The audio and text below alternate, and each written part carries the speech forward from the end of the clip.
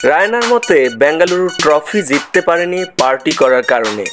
সময়ে সময়ে royal Challengers বেঙ্গালুরুতে কিংবদন্তি অনেক ক্রিকেটার খেলেছেন, তবুও শিরোপা অধরাই রয়ে গেল তাদের।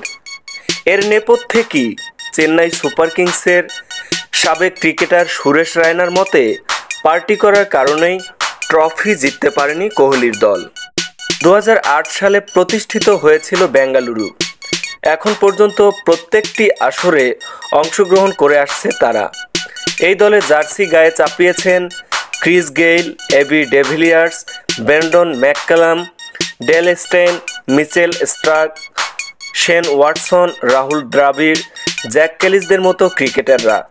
কিন্তু বেঙ্গালুরু দেখা পায়নি চির আকাঙ্ক্ষিত শিরোপার। সুরেশ রায়না এর দায় দিচ্ছে খেলোয়াড়দের পার্টি করার মানসিকতাকে। ভারতীয় গণমাধ্যম দ্য লল্লানটপকে রায়না বলেন, চেন্নাই কখনো পার্টি করে না, সেই কারণেই এত সফল। যে দু একটা দল আইপিএল জেতেনি তারাই পার্টি করত। চেন্নাই পার্টি করেনি, তাই 5 বার আইপিএল জিতেছে। দু একটা দল আইপিএল জেতেনি তারাই পার্টি করত। বলার পর রায়নাকে উপস্থাপক জিজ্ঞেস করেন তিনি বেঙ্গালুরুর কথা বলছেন কিনা। জবাবে না বোধক উত্তর দেন সিএসকে কিংবদন্তি। কিন্তু তার কথা ধরে এগোলে কোহলিদের নামও সামনে আসে।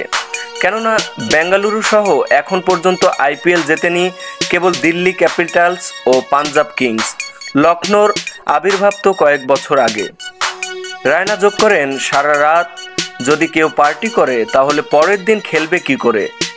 মে জুনের গরমের মধ্যে দুপুরে ম্যাচ থাকে, রাতে পার্টি করার পর ওই ম্যাচ খেলা যায় নাকি?